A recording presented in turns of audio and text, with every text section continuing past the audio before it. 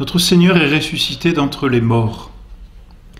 Alors nous avons, la fois précédente, examiné le dogme lui-même, c'est-à-dire cette vérité de foi, en quoi consiste la résurrection de notre Seigneur qui retrouve la vie et qui est victoire sur la mort.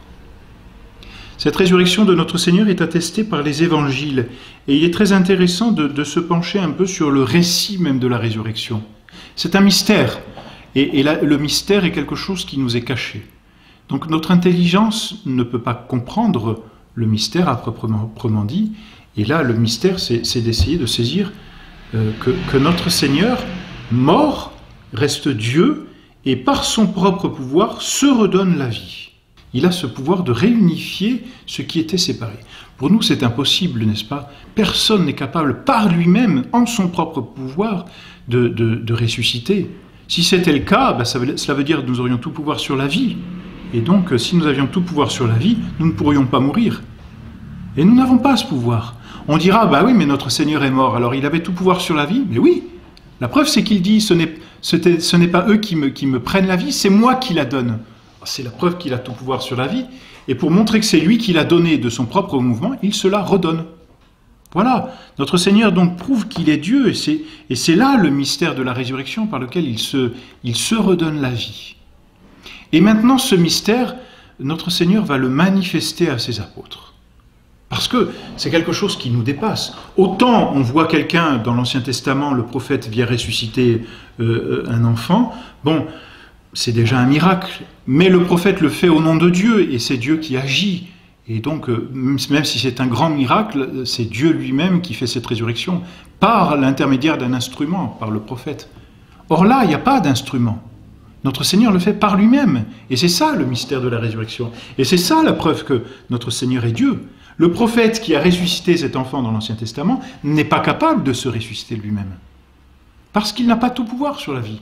Tandis que notre Seigneur qui a ressuscité, comme dans l'Ancien Testament, est capable aussi de se ressusciter par lui-même.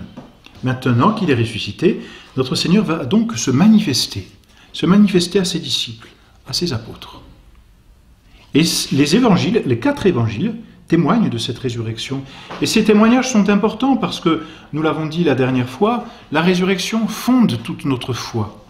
Alors il ne suffit pas de dire, bon, c'est un mystère, il faut le croire. Ben, ça suffit parce que l'autorité de Dieu est là, et elle suffit.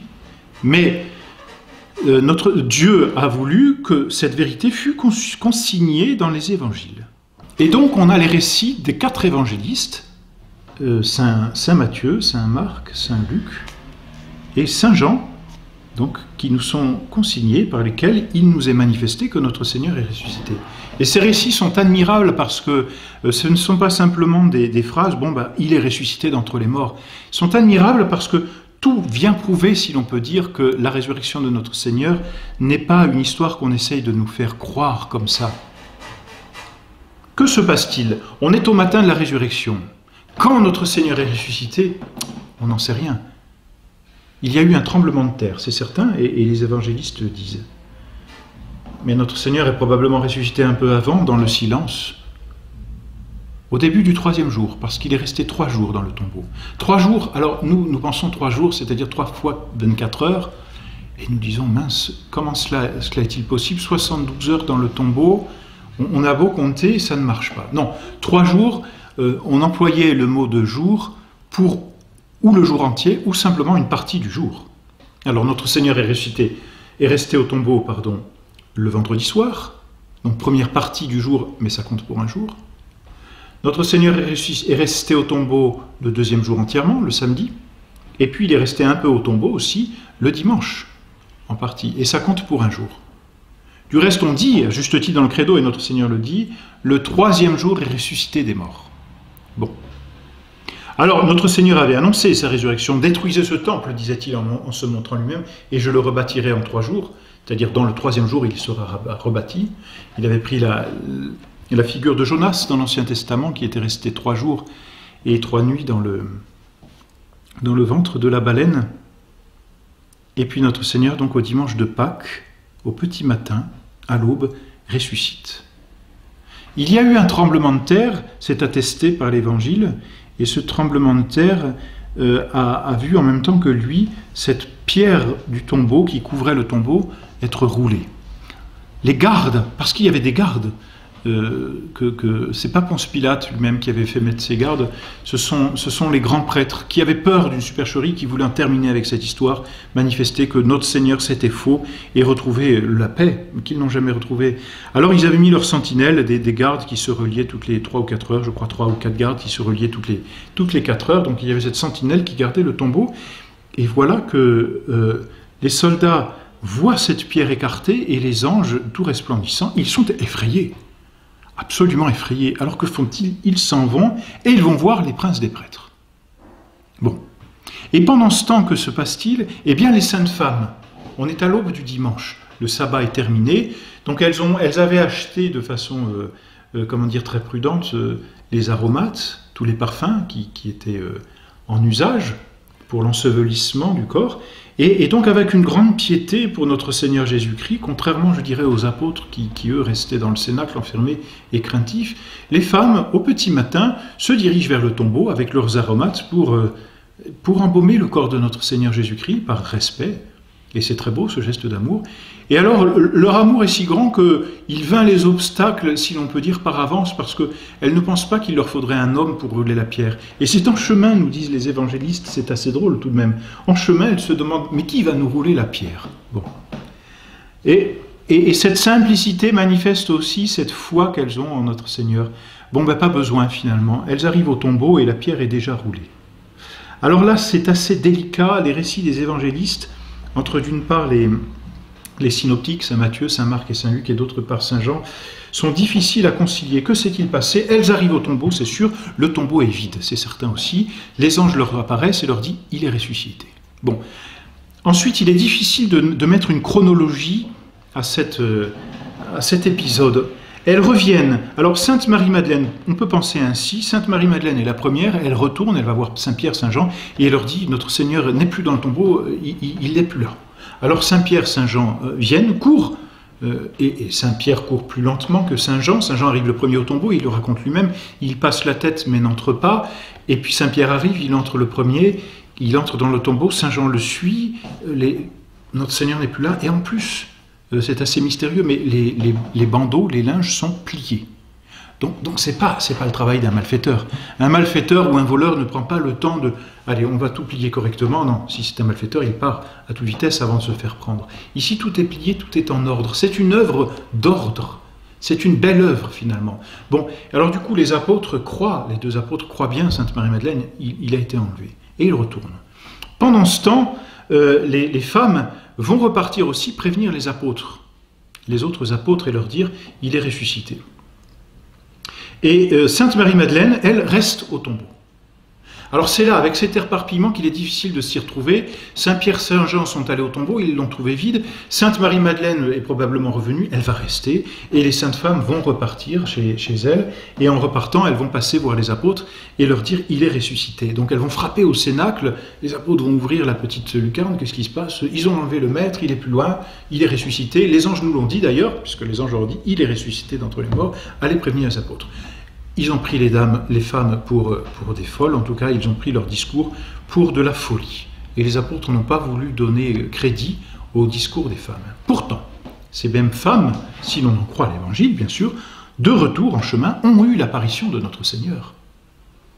Et notre Seigneur leur est apparu en leur disant « c'est moi, allez voir mes apôtres, dites-leur que je les attends en Galilée ». Pendant ce temps, Sainte Marie-Madeleine, elle reste au tombeau. Pourquoi ? Son cœur est ardent, dit saint Augustin. Son cœur brûle d'amour pour notre Seigneur, et donc elle cherche celui qu'elle veut posséder. Car la passion d'amour, c'est une passion par laquelle on possède ce que l'on aime. Or, sainte Marie-Madeleine aime particulièrement notre Seigneur Jésus-Christ, et elle l'a prouvé, on le sait bien. Donc, que veut-elle? Elle veut retrouver notre Seigneur. Quand on a perdu quelque chose que l'on aime, on est triste. Et cette tristesse, sainte Marie-Madeleine veut la chasser. Donc elle retourne dans le tombeau, elle voit les anges, elle voit que le tombeau est vide, elle cherche, et ce tombeau, comme nous l'avions dit, est dans un petit jardin, et là elle se retourne, et elle voit un homme qui lui apparaît, et sainte Marie-Madeleine ne réfléchit même pas, elle ne reconnaît pas que c'est notre Seigneur Jésus-Christ. Elle prend cet homme pour le jardinier, celui qui s'occupe de l'endroit, et elle lui dit « Dites-moi où ils l'ont mis ». C'est une phrase qui n'a aucun sens. Pour nous, elle a un sens, parce que nous savons ce que Sainte Marie-Madeleine fait là. Mais vous imaginez le jardinier, si c'était lui. Il arrive, il voit cette femme, et cette femme a dit « Dites-moi où ils l'ont mis ». Qui il? Quoi il? Et qui l'ont mis? L', qui? De quoi vous parlez? De qui vous parlez? Qui a fait quoi à qui? Hein? La phrase de Sainte Marie-Madeleine est assez mystérieuse pour cet homme s'il n'avait pas été notre Seigneur, mais elle manifeste aussi l'ardeur de l'âme de Sainte Marie-Madeleine. Et notre Seigneur se fait reconnaître très rapidement parce qu'il l'appelle tout de suite par son prénom. Et on se souvient de cette phrase de notre Seigneur « Je connais mes brebis et mes brebis me connaissent et elles entendront ma voix ». Et là, la voix de notre Seigneur, bien sûr, transperce l'oreille de Sainte Marie-Madeleine, mais transperce son cœur. Et notre Seigneur l'appelle Marie. Et à ce cri, Sainte Marie-Madeleine est saisie par notre Seigneur, et elle se jette aux pieds de notre Seigneur, qui lui dit « Ne me touche pas, parce que j'ai une vie nouvelle, maintenant il faut vivre de cette vie nouvelle spirituelle qui n'est pas sensible. » Bon, alors voilà, autre apparition à Sainte Marie-Madeleine, les saintes femmes, Sainte Marie-Madeleine, et voyez, notre Seigneur apparaît d'abord aux saintes femmes, parce qu'elles ont été plus ardentes dans leur charité. Les apôtres ont été incrédules, ils sont restés craintifs, enfermés au cénacle. Alors ce que ne dit pas l'Évangile, bien sûr, c'est que probablement, enfin disons la tradition le dit ainsi, et c'est juste et c'est beau, notre Seigneur est apparu tout d'abord et en premier lieu à sa Sainte Mère. Et on le comprend aisément, pourquoi? La très Sainte Vierge, elle, n'a pas vacillé dans sa foi. Elle a gardé l'espérance dans la résurrection de notre Seigneur. Donc il convenait que notre Seigneur lui apparût, tout d'abord. D'autre part, la très Sainte Vierge avait été associée d'une façon toute mystérieuse et toute particulière au mystère de la rédemption, puisque notre Seigneur a voulu qu'elle fût unie à son mystère et qu'elle souffrit au pied de la croix de la souffrance même de notre Seigneur, et que cette souffrance ait une certaine valeur pour notre propre rédemption. Alors, en raison de ce lien tout particulier qu'il y a eu dans la rédemption, on appelle, c'est pas défini bien sûr, mais on appelle la très Sainte Vierge co-rédemptrice, et bien en raison de ce lien, notre Seigneur devait certainement apparaître tout d'abord à la très Sainte Vierge et récompenser sa foi, son espérance, et lui offrir un accroissement de charité. Mais ensuite, voilà, il y a eu ces apparitions aux saintes femmes, et ce n'est qu'après avoir apparu aux saintes femmes que notre Seigneur va apparaître aux autres apôtres.